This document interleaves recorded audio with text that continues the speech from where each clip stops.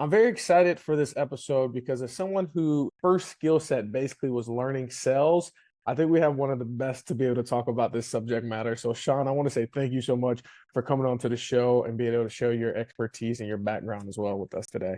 Well, thank you very much for having me. I really appreciate the opportunity. And thank you for wearing a USA hat. I appreciate that. So thank you for that. Of course, I had a buddy of mine. He was in the Olympics, so I have to represent him a little bit. And I am also in the USA, so I love my country. Thank you. You have a very interesting background, nearly 4 decades worth of sales experience. And it's interesting because the name of your company is New Sales Experts, but yet you've been in the game for so long. So it's like the old dog, new tricks. It's an interesting tie-in, and I'm interested to see what got you first started in the world of sales. But I want to name some of the accolades. You've worked with like high-level B2B businesses, as far as IBM, Oracle, SAP, Rockwell. You decided then to focus on the little guys, which is the small to mid-sized businesses. So before we jump into that, how did Sean get into the world of sales? Like, where did this come about? Sure. Great question. And I have a lot of gray hair, so I got to go way back in time to talk about that. So I started out in sales because I was a lousy engineer. So I was in mechanical engineering school. I am a mechanical engineer by training, and I wasn't a very good engineer. I wasn't a very good student. I didn't enjoy engineering. So back then, so you remember, this is when the dinosaurs roamed the earth and right everything. So back then, we didn't have this thing called the internet. We didn't know, we couldn't do a lot of research. And so back then, when you ask somebody, what do you want to be? They're like, I don't know what I want to be. I want to be the same thing as my dad, or I don't want to do the same thing as my dad, was pretty much was the answer. And so high school counselors would actually give you advice, and they would say, Sean, you are really good in science and you're really good at math. You should be an engineer. And I said, okay, I'll go be an engineer. Right. So that's why I started going down the route of being an engineer, is because high school counselors, high school teachers basically said, you're really good at science, you should go do this. So I applied at engineering school, applied to one of the best engineering schools around, found out after a couple of years, I really don't want to be an engineer. And I realized that as I talked to alumni that would be coming back to my fraternity, I was in a fraternity when I was in college. When I was talking to alumni, I found out that the engineers kind of had boring jobs. They didn't always love their bosses. They didn't love their daily life. However, when you talk to the salespeople that came back, the people who got an engineering degree and went into sales, they're driving the best cars. Really important when you're a poor kid in college, right? So don't have a lot of money, so you're driving That's true. a hand-me-down car. They have the best cars. They usually were happy about their job. They were excited. They kind of knew what was going on in their industry. And I was like, I think that's better for me. I'm not a very good engineer. I don't love the study stuff. I'm not great at all that stuff. And so I decided I was going to get my engineering degree, which I did. I got it done in 4 years. So it wasn't like I was a terrible student. But I immediately took a job in sales. And my first company that I worked for was a company called Allen Bradley, which is now called Rockwell Automation. And Allen Bradley was just pure luck that I chose that company. They were great for me. They do something that I don't think any company today does. And they put me through 11 months of sales training before I walked out to see a customer. Rare. That's rare. That's really, really rare. It was rare back then. It's almost impossible now, right? Let's just put it that way, right? Wow. So it was an amazing amount of investment they put into my career. I met with and I had classes with some of the premier people in the industry at the time for sales skills. Like, a guy who wrote 3 books on negotiating was the guy who taught the class on the negotiation for us. Some of the godfather of sales, Miller Hyman, they were our teachers for the book Strategic Selling had just come out. They were our teachers for our class. So amazing amount of success was in front of me. Leaders in the company would come in and talk about how do you do a discovery call? How do you have a conversation with somebody that you met as you're walking the factory floor, whatever. So just a lot of skill building, a lot of creative capability was poured into me, and it allowed me to have a great career from that. So while I was not a great listener and a student when I was a mechanical engineering student, I really loved what I was learning about when I was learning about how to sell. So at the end of that time, so Allen Bradley still is based in Milwaukee, Wisconsin. At the end of that time, they said, pick 5 cities, and then we choose one of those 5 cities we're going to send you to. I picked Cincinnati. My wife and I picked Cincinnati because it was relatively close to where she wanted to live, and she was a Cincinnati Reds fan. So she Fair said, enough. let's go to Cincinnati if we can, and we did. So I have never left Cincinnati since then. But I've grown my career. That people have asked me to go to other cities, and I just say no. You hire me here, and I'll work everywhere else. So I went from being in sales to being into sales management. I can talk about how I was not very good at that at first, got better over time, which is a kind of a process. So I went back and forth in sales and management. And then finally, about 5 years ago, I was the chief revenue officer for a startup company. It hit, which caused us all kinds of problems. Our target market was, well, we were selling cloud computing infrastructure. So Oh, wow. our target market was Fortune 200 customers. And so really, really, really big companies. COVID kind of put a damper on a lot of projects in that time frame. And I tell this all the time that we were funded by venture capital. So venture capital means you're a brand new company, your startup, but basically it means I am spending more money than I can bring in, right? That's what Right. venture capital. Companies that are funded by venture capital are those companies that they spend more money than they bring in. That's why they need investors. And the investors are really smart, and they say, well, we'll give you 6 months worth of cash, or we'll give you 12 months worth of cash, or Sure. whatever, right? So they're really smart about it. And when COVID happened, they said, well, we're not going to give you any months worth of cash. You just have to figure out how to survive. So I worked with my CEO and said, I think I need to leave. I think I need to go off and do something else. And after a while, he agreed with me because that was really tough to do when you lose your chief Mhm. revenue officer at a venture capital funded startup. That's not a good Yeah. thing. So anyway, so he agreed finally, and then I started my practice as a fractional VP of sales. So I can talk about some of my challenges of going through sales and sales management from there, and I can also talk to you about why did I do this, and I'll let you lead the Yes. question wherever you want it to go. I want to talk about all of it. First of all, if nobody's giving you your flowers yet, I'm going to give you your flowers while you're still here. That's an impressive resume, but overall, just like the obstacles you've overcome and the fact that you created your own opportunity as well, which most people don't dare to ever do. So, but I want to take a step back, right? Like you had the aha moment, engineering wasn't it. The sales things looks attractive because one, it looks like a good quote unquote lifestyle. And I think a lot of people who typically get into sales, that's probably why they do it. Yep. But it's also one of those like people say, oh, you don't really have to have a skill set. You can just kind of jump in and learn on the go, which is a topic I would love to talk to you about as well. Can you explain to people how do you define sales? Because I feel like most people, when they hear sales, they're thinking like the car sleazy salesman, right? Which I Right. definitely believe has evolved over time by now. But how would you define sales or being a salesman? Sure. So let me answer that. And the first thing is the number one characteristic that a good salesperson has to have. Most people think that a salesperson has to have the gift of gab, right? They have to be able to just talk and talk and talk. And that's just not true. The reality is the best salespeople are incredibly curious, right? They are curious about their customer, how their customer works, how their customer operates, how the customer makes money, at least in a B2B sales, how the customer makes money, how the customer loses money. Big issue that a lot of people don't understand. That's all about curiosity. So the more curious you are about your customer, the better off you're going to be. And when I say customer, I include prospect in that as well. So existing Right. customer, or somebody's already been your customer. The whole idea that you have to have the gift of gab is not true. In Yeah. fact, studies show that introverts and extroverts are just as successful, doesn't matter. And actually, it's the people, and I don't know all the right scales for measuring introvert and extrovert, but I think the studies I've seen usually have it on a 7-point scale where one is an extrovert, or I'm sorry, Okay. one is an introvert and 7 is an extrovert. The best salespeople are 4. They're right in the middle. They don't talk a lot. They're not always the life of the party. They're not always wearing the crazy suit or whatever to get attention. They're not the guy that you see on TV selling Cadillacs or Chevrolets or used cars. They are people that are just like you and me. They're just having a conversation, but they're curious. And they're curious about their customer. They also have to be curious about their product and how their product can be applied. So the more you know about your product, the better off you're going to be, all that kind of stuff.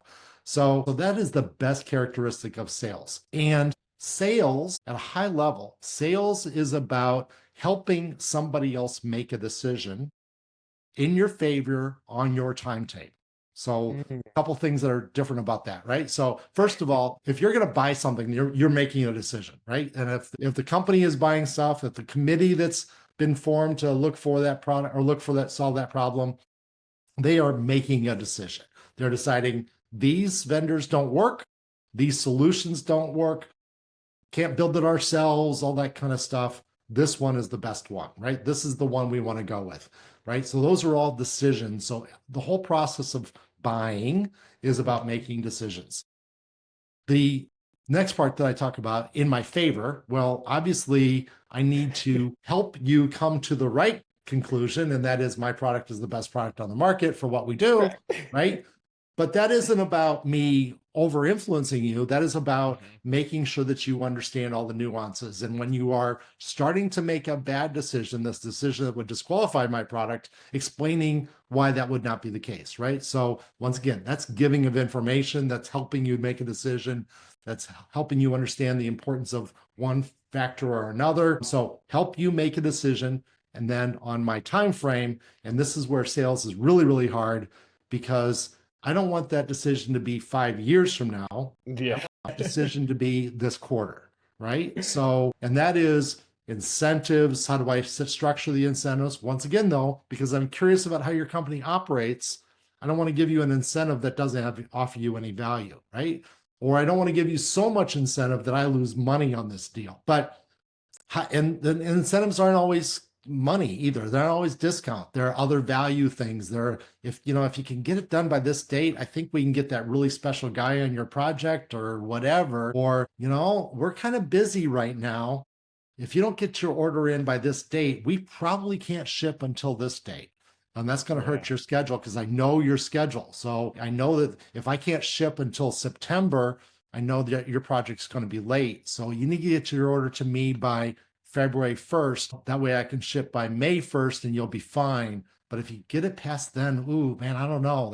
That's going to impact your schedule, right? So there are ways to do the on my timeline kind of thing. So sales, once again, to summarize that up, sales is about helping my customer, helping my prospect make a decision in my favor on my timeline. That is effective sales. I love it. And I can tell you definitely know your stuff, because I'm recapping now from like being a remote close-in, doing door-to-door sales, and then a bunch of it's oftentimes what I've seen from other people that, and I'm not saying I'm any expert by any means, but what I've seen from other people as well is like typically going to that discounted rate or trying to push versus being a solutionist and actually understanding their prospect to provide them the service. Right. And it's what I found is people who try to rush too quickly is that the prospect feels that they're being sold versus being served. Right. So, and it's like there is that dance that you do have to do, but for those that you've helped get over that line, because they're already there, you're not pushing them, you're just trying to help guide them. I think that becomes the difference between the customers that are very satisfied of making the decision versus they made the decision and now they're like, wait, well, how did I get over here to this side of the You don't want buyer remorse, right? No. So the worst thing that you can do as a salesperson is have that person go, why did I do that? Right? Why did I make that decision in favor of Sean? And that should never, ever happen, because the reality is you as a salesperson, I talk about this on a regular basis, but you're selling three things. You're selling your product that's given, right? Whatever your product is, it might be a service, it might be something physical, whatever. I lump all of that into product, right? So you're selling your product. You are also selling your company that makes that product, that's behind that product, right? They're going to take care of it. It's going to be a good quality product, blah, blah, blah, right? But the third thing you're selling is yourself. So the reality is it is a relationship. You are establishing a relationship with that prospect. And yes, you got to have a good product that works. You have to believe in the product. The product has to actually do what it's supposed to do and all that other stuff, right? You have to have a company that stands behind it, and then you have to sell yourself. Now, here's the challenge. Most sales has competition.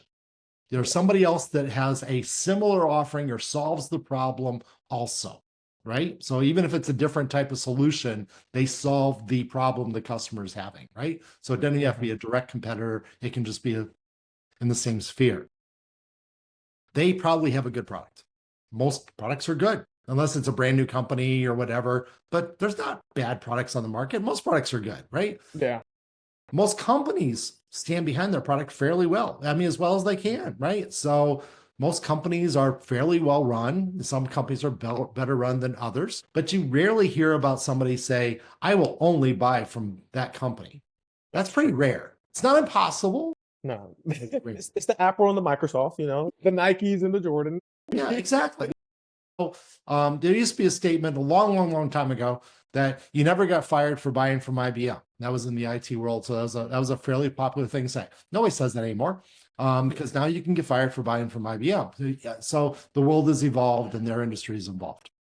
So it's fairly rare for somebody to say, I'm only buying because of that company. That's a fairly rare thing. Most companies are decent, right? At least in the top 10 of any given industry, any individual segment, they're probably decent. So you got a good product that does what it says it's going to do. You got a company that's pretty good. And then those are the first two things of the three things that we sell. So guess what your third thing is, right? Most deals, and this is where it's really tough when I'm talking to a salesperson, most deals are won and lost because of you. Not because of your product, not because of your company, because of you. Because you didn't position the product correctly. You didn't understand the customer correctly. You didn't understand what was going on in the customer. You didn't understand where they make money, how they lose money. You didn't understand all those things. And you just didn't do a good job of positioning it. So it's your fault. So accept that failure and learn from it and then win the next time because everything else is even. You have to win. Yeah. Oh, go ahead. No, and that's where you really don't want that customer to feel like they got sold. Correct. Because you will win once and lose the next time. Yeah, I found it interesting because I've heard and seen people who even the product, even if it's like a beta testing version, so they know it's not, there's going to be some hiccups. Clients who are sold on the person and felt very served, they're okay with going through those hiccups and bumping their head on the product because they bought in on the person. Versus if they don't, and then they get the product, and now they feel like the product isn't, the misalignment just ruins. And again, the buyer's remorse, the bad testimonials, the review, like it just becomes a whole snowball effect. And it's like, it's okay that you have to work on you. And one of the things I think that made it interesting when I got into sales, and I think a lot of people as well, sales becomes a reflection of who you are and how you communicate and how you deal with people. And if you're not willing to address that as what you're talking about, then sales will become very hard. But you're selling regardless, even if you feel like you're in the industry or not, because every interaction is sales. How have you found that to like help people, whether it's actually in the industry or just people in general, overcome this themselves, I guess, in that particular role? Exactly right. Yeah. So, and you are right. Everything is sales because everything is about helping somebody make a decision, right? So if you go back to my definition, because it works in that situation, right? Everybody sells like it's because all I'm trying to do is influence your decision, right? So if you're in corporate America and you're trying to convince your boss to fund this project or that project or whatever, you're trying to help him make a decision that's in your favor. And you're probably trying to do it on your timeline, which is sales. So if you just say that's the definition of sales, then it really does work for almost every situation. And that's why it is true that everybody sells, but that doesn't mean you sell well. To sell well, we start off talking about athletics, right? You have a friend that's an Olympic athlete. I can almost guarantee, I don't even know what sport your friend participates in. I can almost guarantee, though, that your friend goes to practice on a regular basis, lifts weights, runs all the time, right? So, wow, they practice? Interesting. They try to make themselves better? Interesting, right? The best of the best, Olympic athletes, best of the best, right? That's the way it is, right? They're practicing. They're doing things that aren't in the game or in the event, whatever that sport may be. So there's lots of stories about Kobe Bryant, arguably one of the best basketball players of all time. He used to start every day by doing 100 makes, right? He would take shots and he would do 100 makes. And if he didn't have a good enough scoring in that of those 100 makes, if he didn't make them fast enough or regular enough, he would say, okay, well, I guess I have to do 500 makes today. This is the best of the best. And every day of his life, of his career until he retired, and then of course he passed away. But every day of his career, he went out there and he did 100 makes, right? Every day, regardless, he practiced. He practiced situations. We call those role plays in sales, right? He practiced situations. So if the best athletes around are talking about how do I get better and how do I improve? Well, you get better in the practice gym or in the weight room. Then you don't get better playing the game. You just don't, right? Playing the game is when you're on display. Well, in sales, we are playing the game when we're in front of the customer. Correct. Right? So when are you going to be in the gym? Right? Don't tell me that every game you're constantly going to be in front of the customer, because like you need some practice time. Yeah. Right?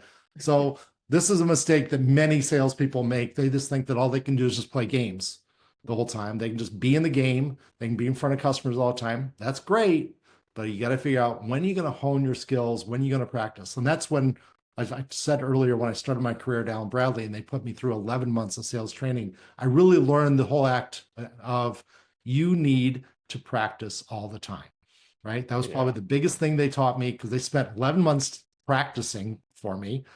And then on a regular basis, good manager or bad manager, I was expected to practice. And you have to be good at doing that. That way, when you're in front of a customer, it's second nature, because I've been doing this in practice the whole time. Back in the office, I've been practicing this. And that is really the reason why some salespeople are successful and others are not. They don't practice. That's so true. And from that, right, you mentioned, and I want to kind of backtrack, you went from being a sales rep to being a sales manager, not being that good of a sales manager, and I guess going back to the trenches. I've seen people where they're better, what I call like technicians, just like the rep, and that's okay. There's nothing wrong with that. No. And those who escalate to being the manager, director, CRO, and so forth. What happened in that transition period between like, okay, we're going to take a higher role, be the management is not working? Yeah. So this happens in sales all the time. So the leader of the company, the sales leader, whatever, they're like, okay, we need a new manager in this region, this district, this office, right? We need a new manager, right? So let's take the very best salesperson in the office and we're going to promote that person to be the manager. So that really hurts, because now you took the best salesperson and took him out of the field, right? So that already you're in trouble, right? That happened to me, right? Take the best salesperson, say, go be a manager. What should I do? First question, because I was kind of young at the time. What do I do? And they go, just have everybody do what you do. Well, that means I have to understand what I do, right? So things that come innately to me, I have to figure out, how do I teach that to my other salespeople, right? How do I get them to do those things? And I don't know how to teach them how to practice, right? So I just said practice was one of the most important things. I don't know how to do a role play. I don't know how to set that up, right? So I had to try to figure it out on the fly in front of my customer, who's my salesperson, right? My direct report. And I probably didn't do a good enough job the first 10 times I did it. So literally I got promoted to be sales manager. We didn't do very well. I didn't move the needle on anybody else's number, right? And my office, my region at the time, went down in revenue because I wasn't selling anymore. So that was a mistake, right? So I got frustrated and said, okay, I know how to solve this problem. I just got an offer from another company down the street to go sell. So I'm just going to go and sell. So I sold. I went back, I changed companies, went back to sales. And then I was the number one again, right? Didn't take me that long to be number one. And somebody said, hey, Sean, you should be the sales manager for that group, for that region, what office, whatever. I said, okay, I'm young, aggressive. I can do anything. I can solve the world's problems. So I do that. And guess what? I'm not a very good manager because I still don't know how to be a manager, right? Because nobody ever taught me how to be a manager. Right. And then I did it a third time. And they came to me and they said, hey, Sean, you're the top rep. You're the top salesperson in this organization. Because I did the same thing. I went back into sales. And my boss said he wanted to promote me. And I go, no, I don't want it. I can't do it. I don't know how. I can't do that. And he goes, why not? And I told him the story about my first two jobs where I got promoted and had to come back down. And he's like, wow, that's pretty aware of your own limitations. That's a good sign of a manager. I go, it is? You got sold. And then he goes, you know what? You're right. You don't know how to be a manager, but you're never going to learn until you actually do. So here's what's going to happen. We're going to do weekly management training meetings between you and me. He took me under his wing and said, I am going to work with you for 45 minutes every week, just one-on-one. And we're going to talk about what you did last week, what you're going to do this week. And we're only going to talk about management. We're not going to talk about the pipeline. That's another call. We're only going to talk about management. And he goes, and we have, in this case, it was a relatively large company. We have other management training capabilities within the company because we have to train our HR people and our manufacturing managers and all those other managers. We train all them.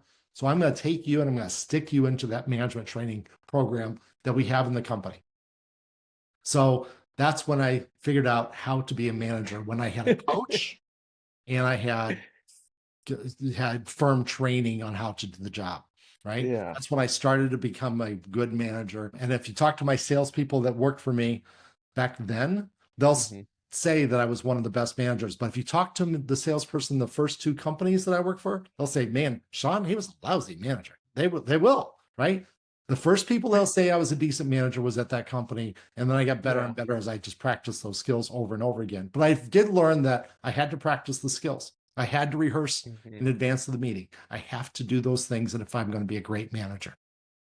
I like that. And it's interesting. I'm pretty sure if you guys didn't catch it, your manager at the time or the boss basically did what you said was he wants something on his time and he just figured out a different way to provide the solution so he can still get what he wants on his time. He's like, hey, it's okay. You don't know how to manage. That's fine. I'm gonna give you the material. I still need you for this role though. Yeah, I need you in this role. You are the most qualified person to do the job. So I'm going to put you in this role. I'm just going to make sure you're successful. Correct. Otherwise, he was afraid what I was going to do is like, okay, I'll leave. If you think that I can only be a manager here and I can't be successful, I'll go somewhere else and go sell for somebody else. And he didn't want that to happen either. So there was that downside of the whole situation, right? So that was the first time I learned to be a good manager. Nice. I was district of the year that very first year. We were the district of the year in the whole company. And I had a lot of training, a lot of help from him. Other people kind of chimed in and helped me to become a better manager. They would have conversations with me. It's like, so why did you do it that way? And do you think that was the best way to do it? And they would coach me and they would help me. And that was a really good thing. And I'm very appreciative of that manager. I'm not going to name him here on this podcast. He's retired now, but I was very appreciative of that manager, that VP of sales, that he put that effort into my career to help me become successful. And that is the key in a long career. Who's your mentors? Who's your coaches? Who's going to help you along the way? Who's going to take effort to make you better? And if you're young listening to this podcast, then you got to find those people. You got to find those people that are in your corner that are just going to help you become better. That coach, that consultant, whatever, that's going to help you get better, that's going to invest in you to make you a better person. I love that. And that's a nice segue. I want to talk a little bit about the new sales expert, right? You went from big corporations down to the small guys. Help us understand a little bit more about like what does the business do and consult? Because I know you guys got a lot of strategies helping with the sales process, but what is it specifically that you guys do for these small businesses and mid-sized businesses? Sure. Most small companies struggle with everything I just talked about. They have a couple salespeople, and when I'm talking small companies, I'm talking, let's just say 50 million or $100 million and below, right? So relatively small companies. Where before, just to put it in context, I was working for companies that were $10 billion in revenue, right? Or $5 billion in revenue, really large companies. So the smaller companies, the salesperson is actually more important because it's more life and death of the company, right? And there's only a couple salespeople. And the way that they hire their salespeople traditionally is not very effective. The way that they train and manage their salespeople is not very effective. They don't have the luxury of a huge bank account like Allen Bradley did. They can stick me in sales training and make sure I know how to do my job before I actually do my job. Allen Bradley could afford that. Now Rockwell Automation great company. Everybody should go check out Rockwell Automation if you want to be a salesperson. But smaller companies, they just don't have that bank account. They don't have that capability, and they don't have the processes, and they need production today because they got to make payroll next Monday, right? Just fact of life. They need you to be successful. So they tend to not develop their salespeople enough. They tend to always be behind the 8-ball. They tend to always be struggling with that. So I was advised by a friend, there's a lot of people out there that could really use your skills, Sean. You should go work for one of them. And I looked at that and I go, but the problem is they can't afford me. I can make more money working for one of these multi-billion-dollar companies than I can do working for the small company. They can't afford me. It's not an insult to them. That's just flex. I'm used to doing $1 million deals, and they're used to doing tens of thousands of dollars deals, right? So they can't afford me. It's just simple as that. So I learned about this whole idea of fractional, and the whole fractional world started pretty much with the legal officer and with the CFO, right? So smaller companies, I can't afford to have a full-time legal officer on my payroll. Well, law practices figured out how to solve that problem and provide that service to those companies. Same thing on the CFO. They're getting beat up. The small companies are getting beat up when they go to the bank. They can't get their taxes right. They don't understand their books. They can't figure out how to make money work for them in the process. So a bunch of, over time, the CFOs of bigger companies, they retired and they said, well, I can do that on the side. And so the whole fractional world started with those two industries. And then we got fractional CMOs, or chief marketing officers, where once again, somebody with a lot of experience, they started helping the smaller companies. So the fractional world started to develop, and I learned about it. And so I said, well, let's just be a fractional VP of sales, right? You can't afford me full time. Let's just acknowledge that you can't. That's okay. Right? I'll be bored to death if I actually worked for you full time as well, right? But you can afford me for a day a week. You can afford me for half a day a week. Right? So I figured out that there are plenty of companies out there that can afford me for a part of the week that can't afford me for all of the week. So I started networking and started talking to companies about how can I help you? And they are all desperate for growing the revenue. Almost by definition, if you're a small business, correct. Most small businesses don't choose to be small businesses. They just aren't a big business yet. So I like that. and that's not 100% true, because obviously there are small businesses that they always want to be small, right? And that's fine, right? Your salon where you get your hair cut, the owner of that salon, they're never going to be big. They're okay with kind of doing the job, right? And that's fine. Those are perfectly good services organizations. But there are a lot of companies out there that are literally thinking the only reason I'm not big is I haven't been around long enough. And they want to get big, they want to grow. And so I specifically look for those types of companies that want to grow. And one of my questions I will ask an owner is, if I help you increase your revenue by 20%, can you actually produce 20% more of whatever you do? I'm happy you said that, because a lot of people don't understand the sales and fulfillment is a whole different thing. We can increase your sales, that's fine, but if you can't take the workload, you're just going to drown yourself. Exactly. I mean, that's really is a fact of life. There's some of my clients in the past have been in an industry where there's a lot of welding of metal together, right? So you need welders. Now, welders are probably the most precious resource in the United States right now, right? I mean, if you're a welder, like if you don't want to go to school, if you just want to go be a welder, go be a welder, because you'll have a job for life. Because good welders are hard to get. They are very much in demand. And I know companies right now that just have a standing job opening for a welder. If they can find a welder, they're going to hire that welder because they need it. And just back to life. So anyway, the reason I say that is, if I'm helping a company grow their revenue, but they are depending on welders to build their product, well, can you actually do that? Because those welders are probably already working 40 hours a week, 50 hours a week with some overtime, right? Can you get more welders? Like, if you can't get more welders, then you can't actually increase your revenue, because you can't build the product, right? So there's a one-on-one relationship. Maybe, I walk through your factory if you're a manufacturing company, and I look at your factory, and it is busy. It is packed to the gills. And you say you want to grow your company by 20%. And I go, where are you going to put 20% more into this factory? Yeah. Is that so when you have those conversations, right? Because I can see that potentially getting not heated, but an interesting dialogue back and forth between like the CEO to where it's like, hey, before we even jump into this, you need to take care of this aspect of the business. We would love to, but it just wouldn't make sense. So then you basically deny them. Or how does that conversation work where it's like you're consulting basically on the fulfillment/expansion side to then come in to help generate the revenue? Or is it just this doesn't make sense for you right now. Come to me when you fix this, and then we'll come back. A little bit of that, maybe not quite so blunt as what you just put it, right? Yeah. Right. So remember, it's about sales. Yes. I'm helping them make a decision, right? And I'm helping them make a decision in my time frame in my favor, right? So in that situation, typically I say, okay, I have asked you so many questions about your business, so I just didn't ask you straight up, how do you, can you grow? I asked you a lot of other questions. I'm very curious about your company. So I probably know a lot by this time. And I go, is this really the highest priority for your company? Let's talk about what's really the highest priority and what are your other challenges. And let's get those out on the table so that we have a really good relationship here. And we talk about those issues. And then I say,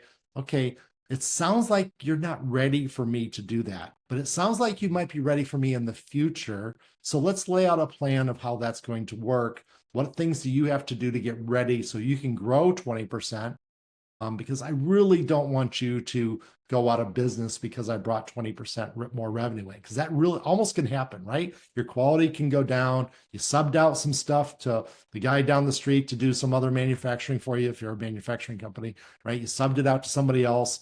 They don't have as good a quality control as you do, right? It can ruin your reputation. You got to be really careful, right? Yeah. So I do it and I sell it. And so they're like, oh man, Sean's on my team. He is helping me out.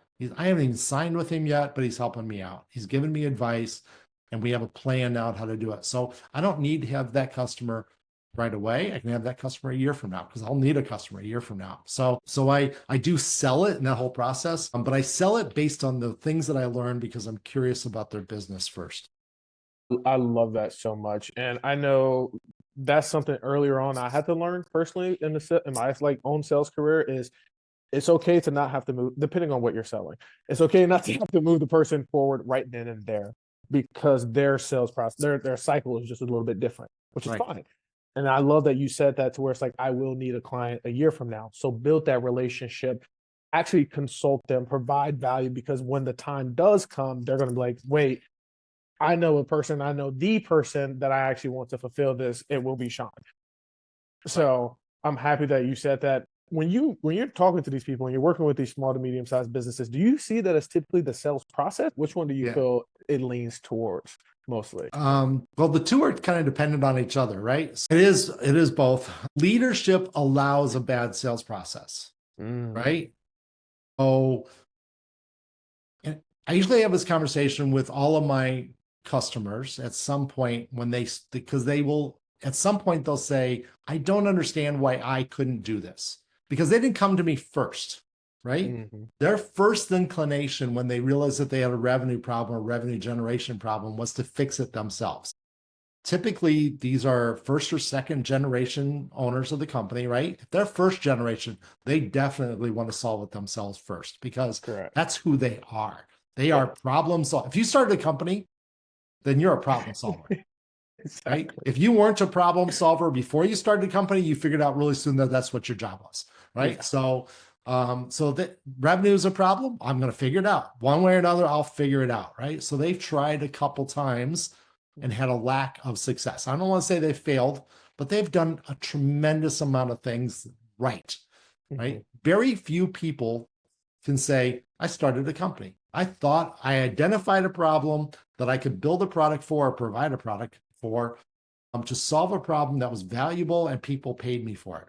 That's a big thing. That is not insignificant. Most people in their career, in their lives, don't do that, right? Most people just go to work for somebody else and do what they're told, right? So just right there, you've done something unique, right? You were able to maybe get investors to help you go faster. Wow, that's a huge accomplishment right there. Congratulations for that.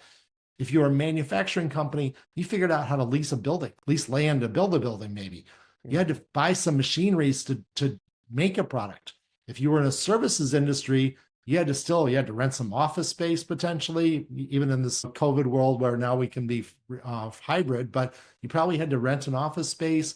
You had to figure out how to set that up. You had to figure out how to set up a billing system. You had to figure out how to do an accounting system. You had to figure out how to work with your bank to get a line of credit. Those are amazing accomplishments that the majority of Americans have never done, and they don't even know how hard that really is. So congratulations, Mr. Owner of the company. You do so many things right. So what if you don't do one thing right? If you don't know how to do that, that's perfectly fine, right? Don't beat yourself up because you couldn't solve the revenue problem. The reality is, according to any given study you look at, 20% to 40% of any given salespeople out there on the market don't make their quota any given year. Yeah. It's a tough industry. It's a tough life. Correct. It's hard to do this thing incredibly well. So you, Mr. Owner, you didn't do the hardest thing out there to do, which is sales. Yeah. Congratulations. If you're not classically trained in sales, it's really, really tough to do. And congratulations, you did everything else great. Let me take you the rest of the way. Yeah, you got me to the 20-yard line. I'll get you in the end zone. We'll get you the last 20 yards, right? I can't do all the other stuff that you did. You caught the ball. Let's do that American football analogy thing, right? That person got the ball on the 25-yard line, right? Kickoff came in, got the ball at the 25-yard line. You got the ball all the way to the other 20, and now you're struggling getting it into the end zone. Okay, I'll do that part. I can't do that first part. You can do that part. I can't do that. I can't build a company. I can't manufacture a product. I can't do all that stuff. I can't negotiate with a banker like you can. I can't do all that. But what I can do is help you sell. And I'll come in and I'll help you sell. So congratulations. I'm going to make you more successful. We're going to take care of the thing that you're struggling with, and we're going to make that work. Would you say it comes from a form of I might butcher this word, humility for the leader, the CEO, to realize like, hey, I don't need to know how to solve this personally. I'm just going to get the person I know that will solve it. Absolutely. Back to being a problem solver. It's like, I know growing up, what I heard was like, oh, men don't ask for directions. They figure it out. I am I'm like, why would I try to figure it out if I know that I can ask the person who could figure it out for me? Right. Wouldn't that be technically smarter?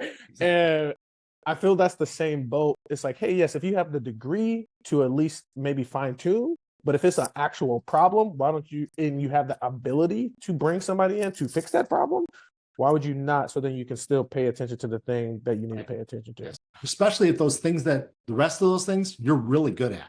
Yeah. Right. You're really good at HR problems. You're really good at understanding how to manufacture a product. You're really good about supply chain, logistics, and all that other stuff that, I don't know anything about that stuff. No, got you. Well, question. People say in business, if something goes wrong, sales fixes everything. Do you think that's true?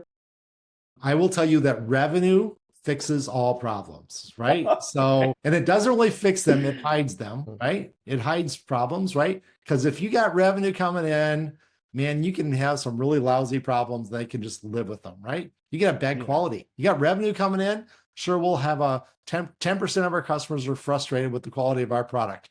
That's okay. We got 30% new revenue every year. So it doesn't matter, right? Yeah, it hides all problems, right? So when times are tough and revenue starts to drop down because times are tough, the economy is bad, times are tough, that's when the warts start to be shown on all the other problems, right? So revenue does kind of fix all the problems. So the cool thing is most of my clients have already fixed all those other problems. They got rid of all the warts. They know how to do all the stuff up to a point, and that's where the 20%.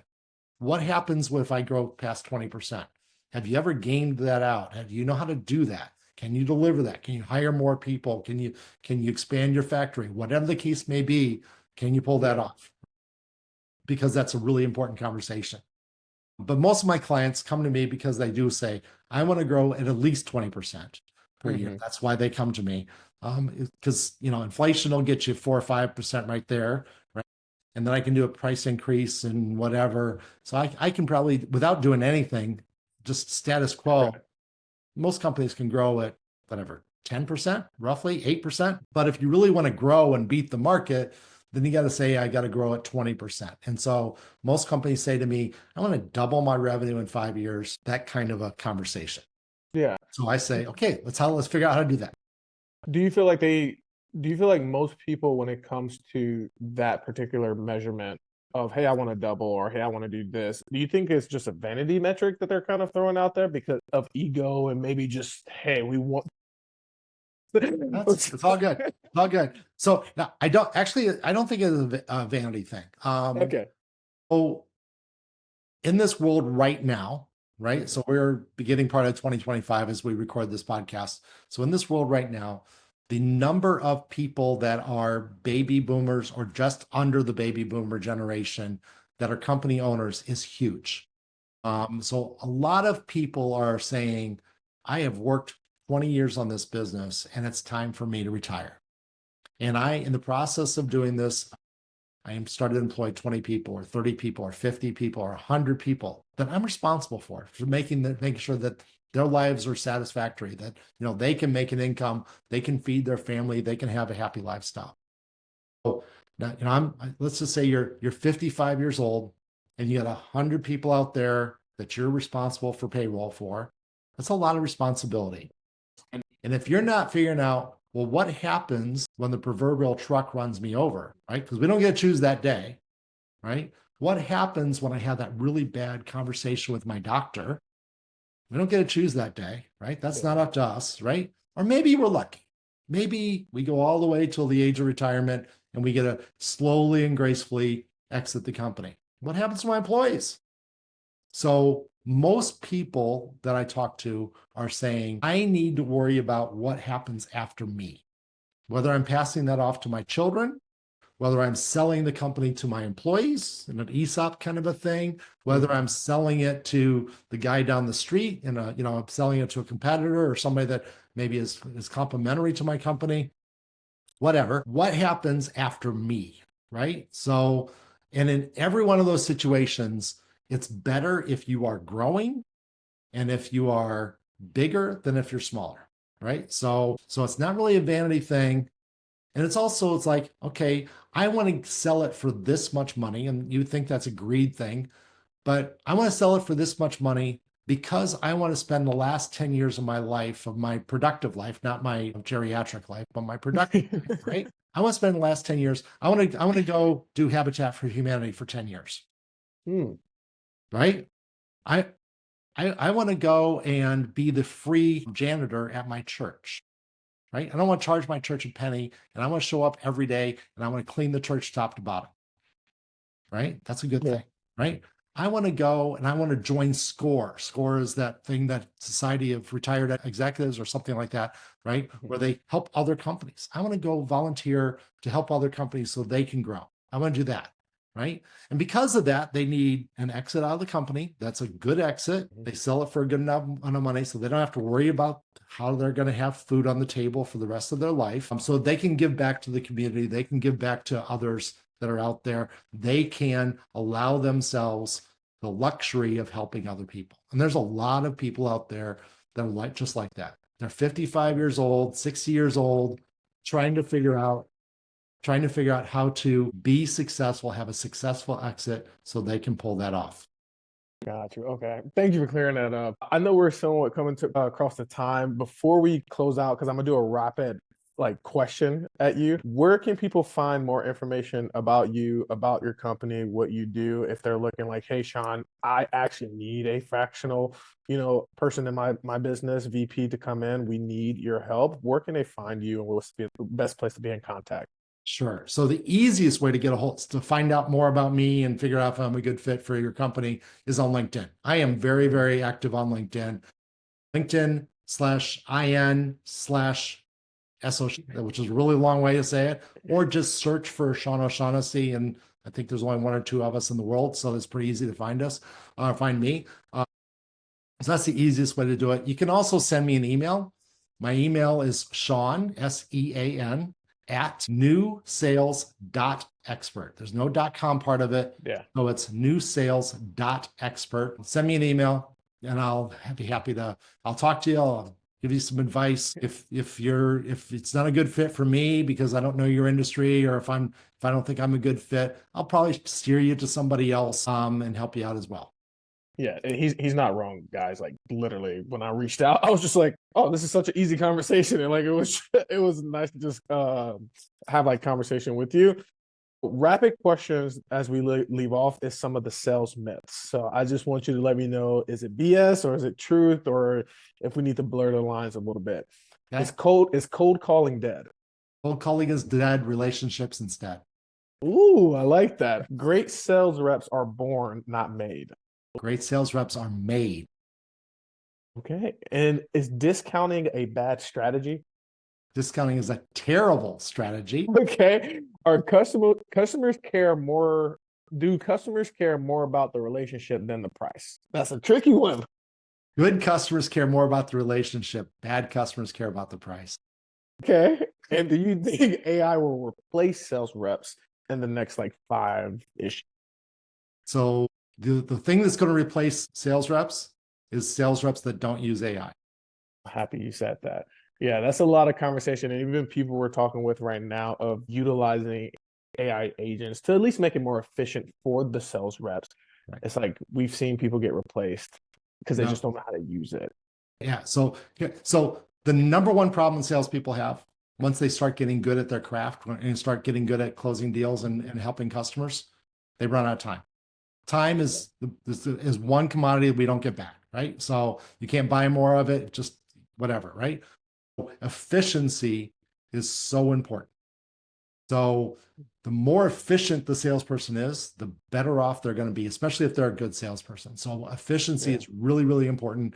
And AI is a blessing for anybody that's trying to be efficient. Once you learn how to use it, and that takes learning, that takes practice, that role play thing that we were talking about earlier, practice it, get good at the role plays. You'll go faster, you'll work faster, and you should always try to automate as much as you possibly can or delegate as much as you can. And if you can delegate it to a virtual bot, do it. I 100% agree. Last but not least, our whole thing is called InfoProfit. If you were able to leave one piece of insight for people to be able to take and start to actually apply, what would be that insight be? Be curious about your customer. I don't care what your role is in the company. Be curious how your customer uses your product. Be curious how your customer makes money and how your customer loses money. And that last one is the hardest one. And it's also the most important because CFOs spend more time worrying about how they are going to lose money, where to plug the holes in their company than they do about growing their top line. They care about their bottom line. So they care about all the things between the top line and the bottom line on the CFO balance sheet. So if you want to impress the CFO, talk about how you're going to prevent that company from losing money by buying your product. I love it. Thank you so much, Sean. I appreciate you being on the show with us today. You've been great, Jay. I really do appreciate it. This has been fun. You're a lot of fun to talk to, as you probably have heard before. So you should be in sales.